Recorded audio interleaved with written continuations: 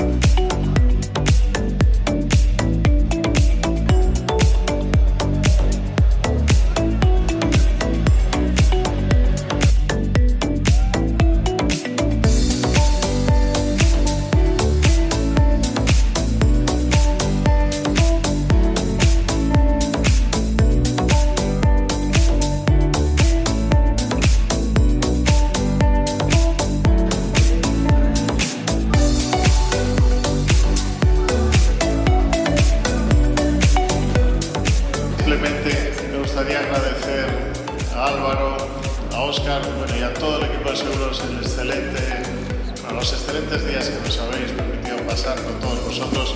Realmente es un orgullo y una enorme satisfacción, ¿no? Bueno, luego, por supuesto, Gaby, Gerardo, Jorge, el recuperado Rubén, que estáis justitos, estáis. Bueno, enhorabuena a todos, porque gracias a vosotros estamos aquí todos, ¿no?